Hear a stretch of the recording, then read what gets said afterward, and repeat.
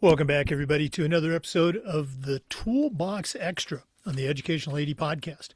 We're going to be right back with this week's TOOLBOX guest, but as always, we're going to give a shout out to our sponsors. Now, you've heard me say before, these are all great companies. I really want you to check them out. So take 3 minutes, listen to our shout outs, then listen to our interview, and then go and visit these sponsors because you're going to be glad you did. Here we go. We want to say thanks to our good friends at Sideline Interactive, indoor score tables and video boards.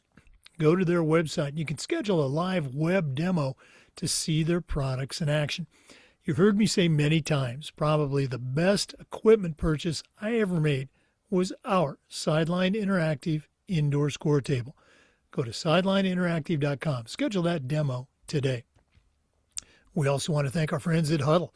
You know, as a football coach, I used Huddle for years, but when I became an athletic director, I made sure that our school was a Huddle school, and our coaches, our student athletes, even our parents just loved the tools that Huddle provided. Go to huddle.com, join the 8 million users, and turn your school into a Huddle school. We also want to say thanks to our good friends at Home Campus. Scheduling, rosters, results, facilities, you're going to do it all on the Home Campus platform. I'm telling you, their athletic eligibility and clearance platform alone is a game changer. Go to homecampus.com. Don't forget to mention the podcast. That's homecampus.com. We also want to thank Beacon Creative and Wall of Fame. Now, Wall of Fame has been helping schools bring their legacy to life for over a decade, but Beacon Creative is going to take it to the next level. Beacon Creative is a content creation service. And what they're going to do is take your stories, your information, your student athletes, and turn them into compelling stories that you can post on your digital platforms. I want you to reach out to John Townsend. And that's John, John, at beaconwalloffame.com. You're going to be glad you did. Beacon Creative and Wall of Fame. It's a winning team. We want to say thanks to our friends at Gipper. Go to Gipper.com. Let their team help you become a social media marketing guru. Gipper's used and trusted by over 20,000 schools and athletic programs. It's professional graphic design made easy. Your school, your athletic department is doing great things. Don't let it go unnoticed. Go to Gipper.com for more information. We also want to thank our friends at Hometown. Hometown continues to be a game changer with their suite of solutions that includes things like, well, digital ticketing for one.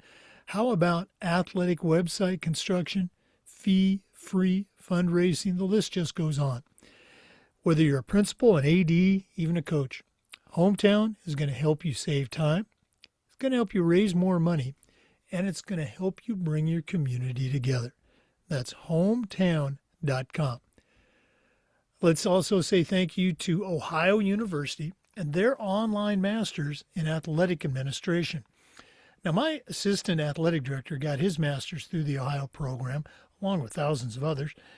But while he was earning his degree, he also completed 11 NIAAA leadership training courses at no extra charge. Check out Ohio University and their online masters in athletic administration. We also want to say thanks to Booster Hub. It's the #1 booster club software, and your boosters should be delivering results, not creating headaches. And a weak system, along with volunteer turnover, can leave your program vulnerable. Booster Hub takes care of that. They're going to handle sponsorship payments, meal plans, concession sales. How about online spiritware? Volunteer scheduling.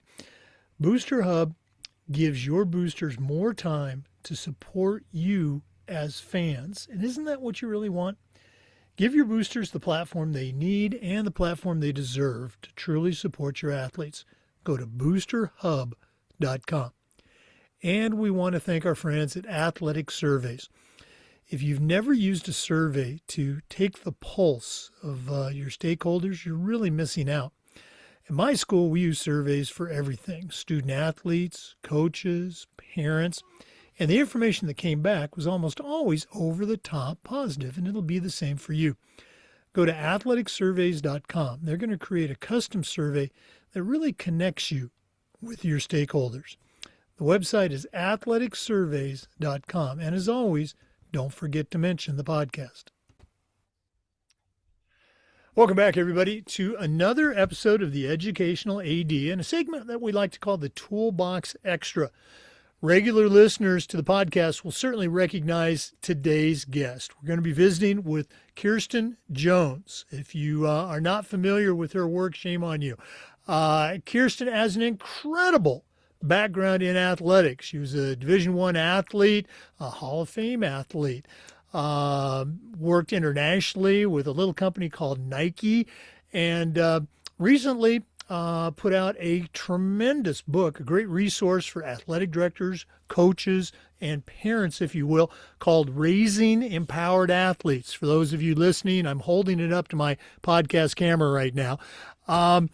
She is also a in-demand speaker for organizations and schools, and she's going to give out all her website stuff, and we'll put it on the show notes. But Kirsten Jones, welcome back to the Educational AD Podcast. Thank you, Jake. It's always good to be back. I love speaking with you and speaking with your audience, and always get great feedback from the people that follow along from you, and love the work you do. So thank you. Well, you're very kind, and thank you also for your very kind words and the foreword of our latest book, the Athletic Director's Toolbox, 4th edition. That's available on Amazon, by the way, along with Kirsten's book as well.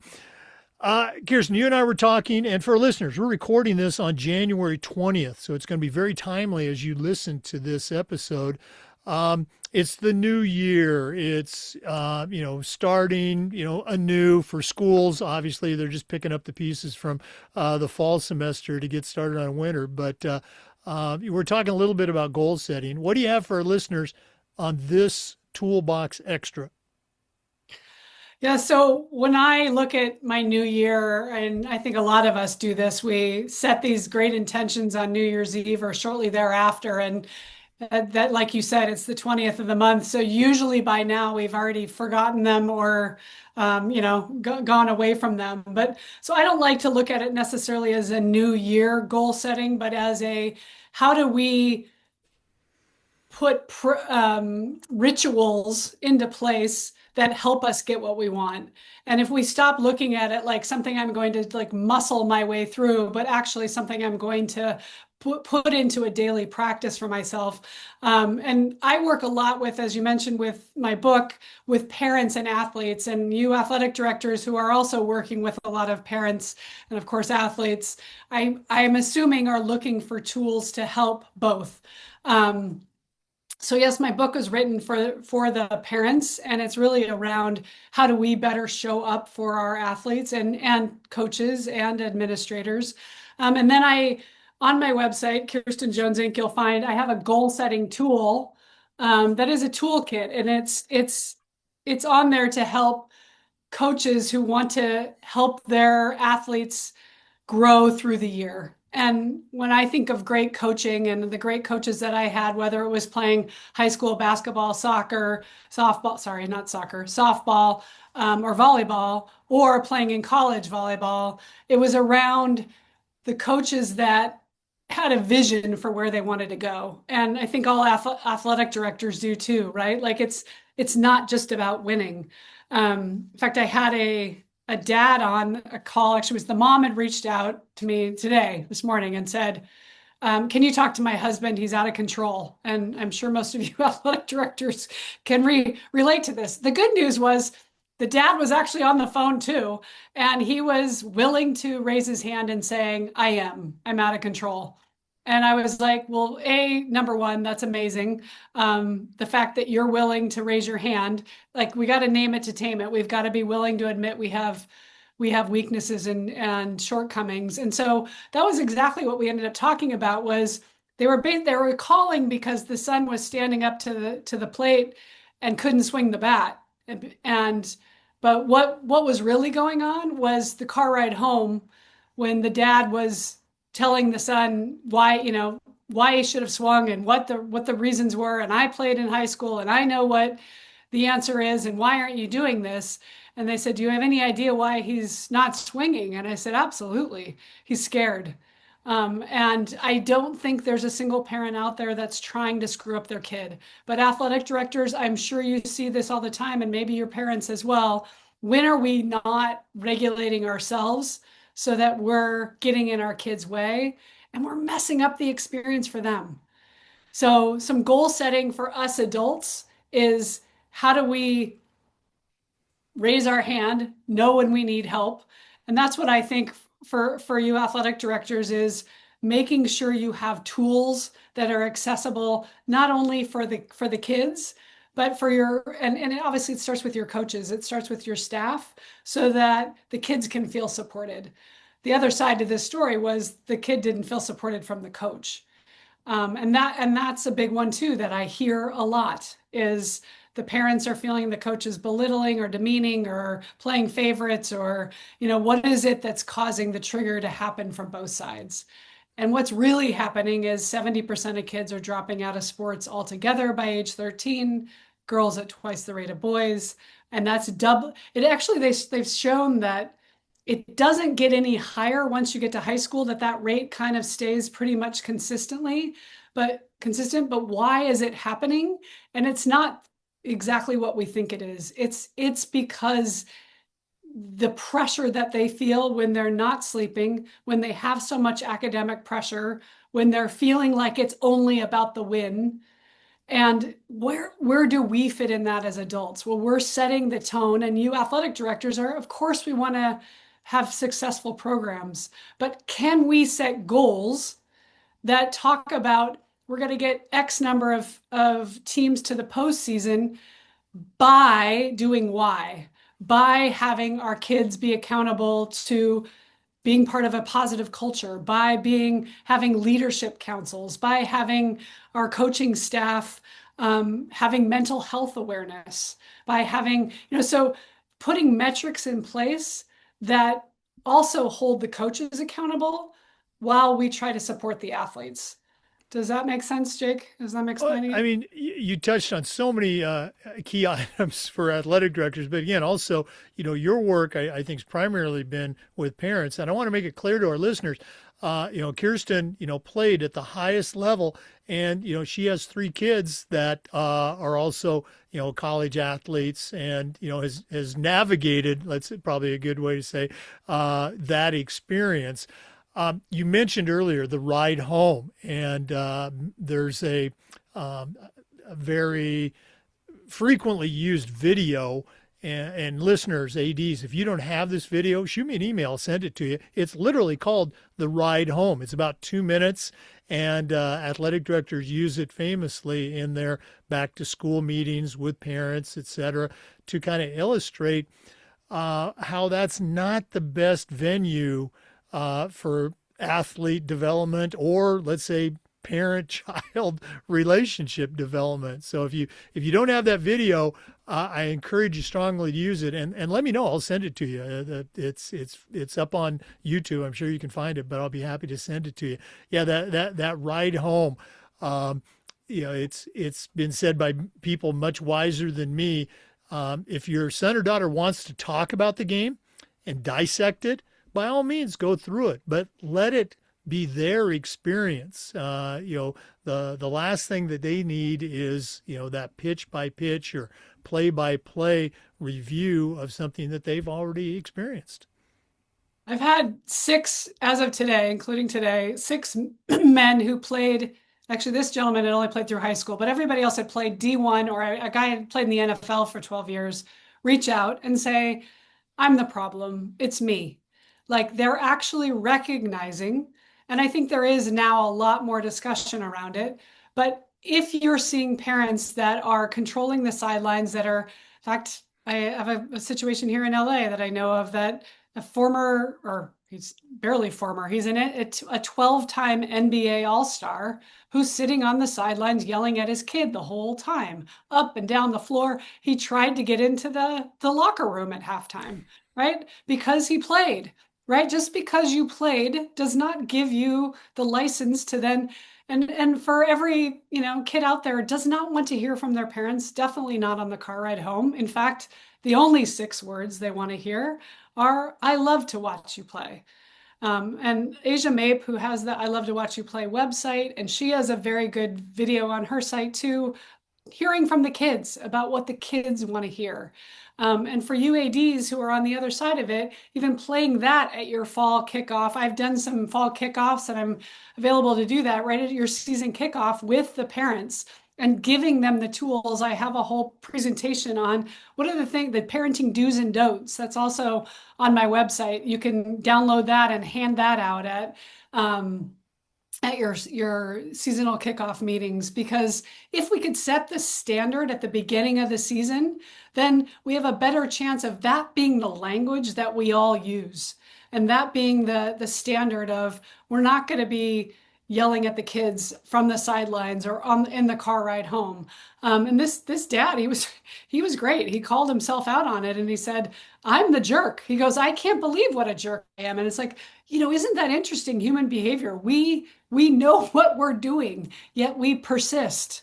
And so sometimes we do need, and I believe that's one of the biggest roles that an athletic director can play, instilling in their coaches, is setting the tone for the season as to, are you going to text or call within 48 hours? No. Are you going to advocate for your child to come talk to the coach on their own? Absolutely. Like, that's the skill set that we want them to have, because we want them to talk to their professors in college. We want them to talk to their own teachers. We want them to talk to their own bosses. I mean, you're hearing that now where parents are calling the boss on the child's behalf. Like, that's not how we're going to raise kids who have agency. Yeah. Now, again, your focus, I think, primarily has been working with parents, and this is something I added to a presentation I did a while back, and it was on the idea of how kids, we all do, but kids, they get better through challenge, through failure, and having the coach there to pick them up and help them get over that failure and get better. But so many parents, they want to remove any possibility of failure from their child's path. Is that something that, you've seen? And what are some things that you've given to parents or to ADs to give to parents to try and, let them see that's not the best way for their child to experience success long term? You're 100%. This is exactly how we learn. And 100% parents, we wrap up our ego into our child's success. So if my kid, it's the old bumper sticker, like we've got to say our kid was the, scholar athlete or the top, honor roll, whatever, or that my kid goes to this college, like, because we assume that that's going to mean that we're a good parent. It has nothing to do with our parenting, whether our kid bats cleanup or our kid doesn't get off the bench, right? It's about, how is our kid responding to the adversity? And yes, that's mostly what I deal with. And honestly, 99% of the parents and the ones that reach out to me, they are the ones that are realizing, okay, I'm not doing this. I don't feel good when I'm doing this. And we think, like, and that's what the dad said. I go, you must feel really dysregulated if the whole game, if you're not really even enjoying your son watching him play. And he said, oh, I'm miserable. I'm absolutely miserable on the sidelines. It was like, and this is supposed to be fun. And by the way, not for the school, maybe. Well, actually for the school, a lot of times you're paying a lot of money to do it too. So tools are first helping them get awareness. And so I believe that comes with setting the expectation up front so that you have the opening for a coach or an administrator to say, hey, can we talk about this? The advice I gave to the dad this morning, go stand all the way down at the end of the third base line. If you really, and he goes, I'm not even the guy that's yelling. I'm just the one with the bad body language. So like knowing what it is that's holding you back is also, like, again, good awareness. Okay, you have bad body language and it's impacting your child's ability to play. And I said, is it a possibility for them not to go to the game? And he's like, like, that's also an option. We don't have to go to every single game. And parents think that, I have a parent that reached out and said, well, I have to be at every practice. No, you don't. Like, that's like somebody, can you imagine your child showing up at every single day of work and somebody sitting over your shoulder and criticizing everything you did? You do not, definitely don't need to be at practice. I think there's now a viral video that's gone around with Abby Wambach saying, skip practice. I'm like, duh, like that's not an epiphany. Like we in our generation, our parents, like we biked ourselves to practice and back. Of course, there wasn't any mom and dad sitting on the sidelines. And of course, the one mom that I told her that, she's like, well, yeah, but then I won't know what the starting lineup is. Like, you'll figure it out when the game starts, right? So separating your ego from your child's is number one. It is their journey. It's not yours. You've had yours at whatever level you got to. And I think what's interesting and what's happened, it's now a $43 billion business. It's on its way to $70 billion, youth sports, because of all the private equity that's gotten involved. But I think what that's done is, where I used to say people who played in college or played pro, they're the ones that are leaning back. But I think because there's, and social media and all of that, there's so much visibility to kids playing. I have one dad who called and said, I am embarrassed to admit the number of sleepless nights I've gotten over what team my 9-year-old's going to be on. Right? So it's impacting at a younger and younger age. And what is that causing? Undue stress and anxiety for the kids. It's making it a lot less fun. And that's why you're seeing kids opt out. Why would I want to listen to these adults go on and on? I'm not even having fun, and I'm not learning how to play, by the way. AAU isn't for skill development anymore. It's just to be the best so that you can go win the national championship at 9U. Like, that's not a thing. We're not developing skills. So we really need to bring the fun back. And that's what schools are for, like having no-cut teams, having enough opportunities so everybody can be involved, because we know it lowers anxiety, it lowers depression, it gives them this, it gives them face-to-face look the coach in the eye, look the teammate in the eye, learn how to resolve conflicts, learn how to advocate for yourself. Those are the life skills that this generation is struggling to get because of COVID, because of the pressure that they're feeling from the very beginning. Yeah, boy, again, so many different topics. You mentioned, professional athletes. I want to say it was Chipper Jones. He had, I guess, a viral message going out a while back. I noticed that their family was not going to be doing, tournaments and camps and things, that they were going to go on vacations and that their kids were going to play school-based sports, and that they were going to have a great experience doing that. And if they made it to the major leagues, that's wonderful, but they weren't going to sacrifice their family for the sake of a travel ball tournament. Yeah, we only get 18 summers with them. So, yes, you can miss the 10U 30-second soccer tournament of the summer. I mean, yes, pick your spots. Of course, you need to let the coach know and be proactive and not just not show up, like all the right things that, again, you want your kids to model. But hey, it's grandma's 80th and we're all going to go camping together. Like, we're going to prioritize that. And I guarantee you, I've kind of have told this story a bit, but my oldest, who really wanted to play college basketball, who ended up playing Division I college basketball, but at 15 he was 5'9", 125 pounds soaking wet. And Vegas was back-to-back weeks, and that's where all the scouts are going to see. I'm like, there is nobody recruiting you at 15, given what your frame is right now. And we're going on a family vacation the second week. The first week we'll go to Vegas. The second week we're going to go whitewater rafting. And he sat in the back of that raft with his arms crossed, and he was so mad, and I'm ruining his future. And I brought it up to him a couple weeks ago, and he's like, Mom, I have no recollection of that. P.S., right? Like, he still needed to do the work. He still needed to grow. He still needed to really want it, which meant for him delaying college by a year. He went and did a prep school year because he didn't get recruited out of high school. My second son didn't get recruited out of high school. Where there's a will, there's a way. If the kids are really motivated and you're getting honest feedback, like your kid is playing at this level and they can get recruited at that level, that might be a possibility. But banking on that, or starting to, bank on it at 12 or 13, because your kid is early talented is not the right approach for the long-term success and health and well-being of your kids. Yeah, I mean, you made me think of another stat. This is in one of my presentations. I think it's 75% of the time, and this is speaking with parents, 75% of the time that you will ever spend with your child is over by the time they've turned 16 or 17 years old. How do you want them to remember that time? Having a great time with mom and dad and family, or listening to that car ride home.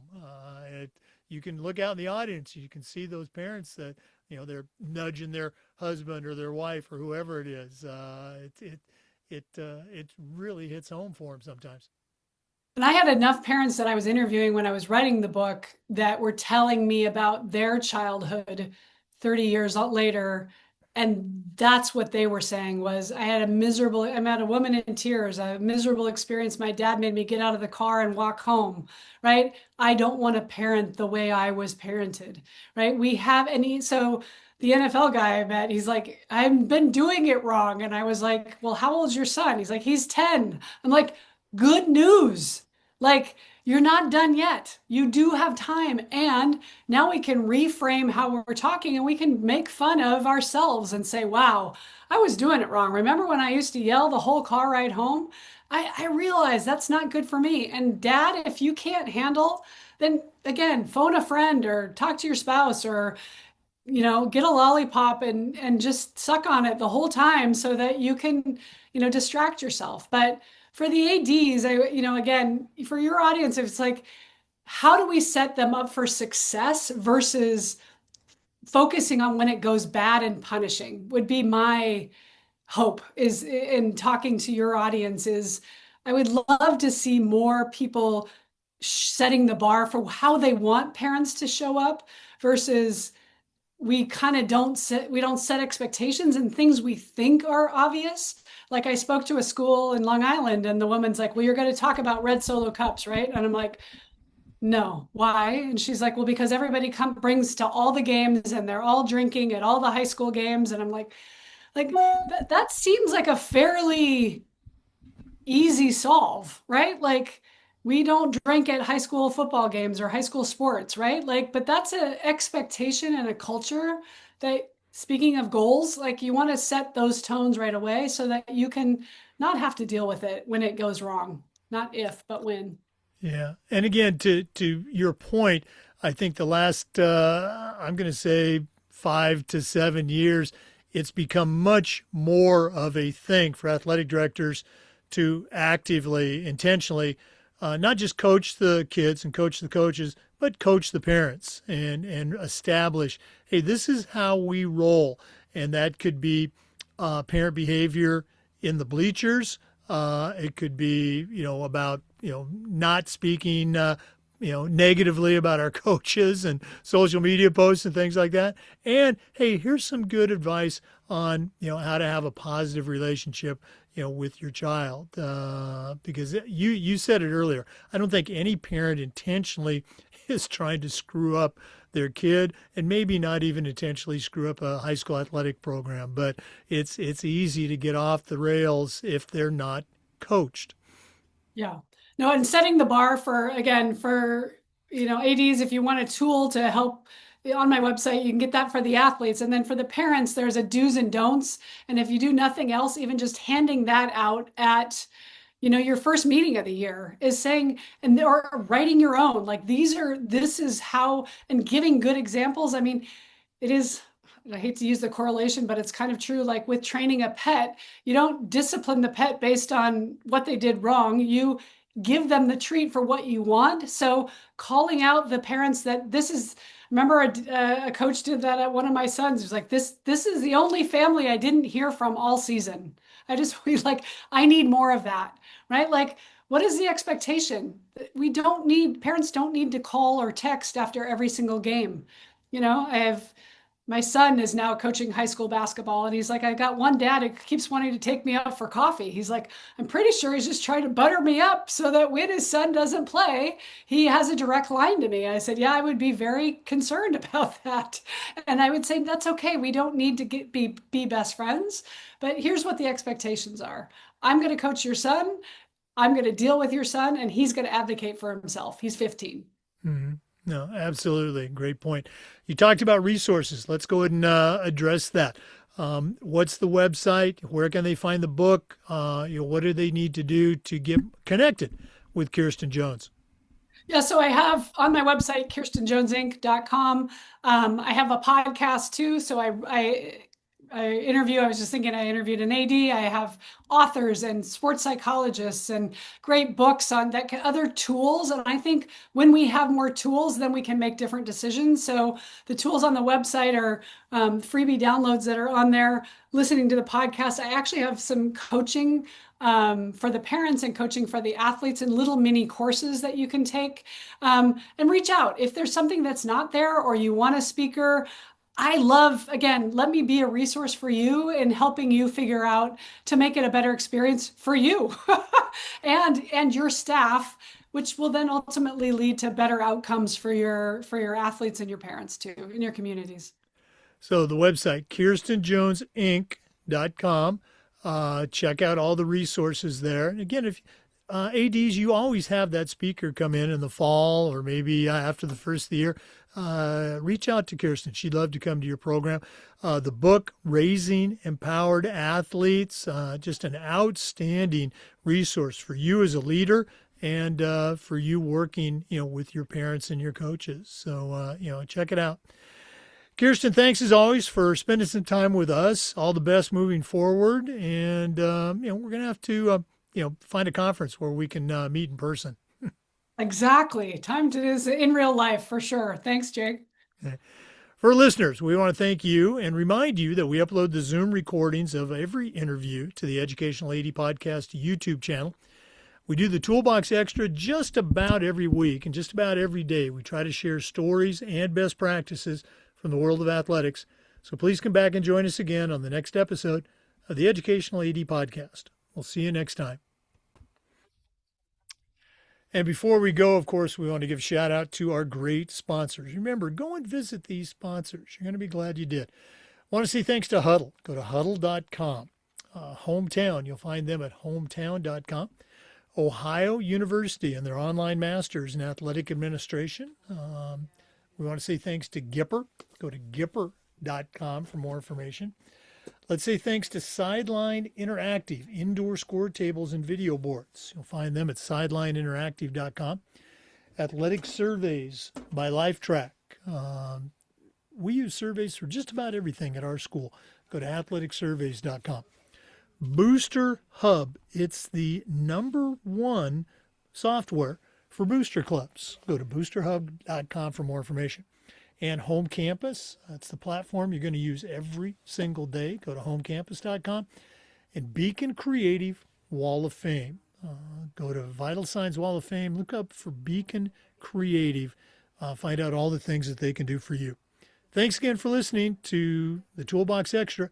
We'll see you next time on the Educational AD Podcast.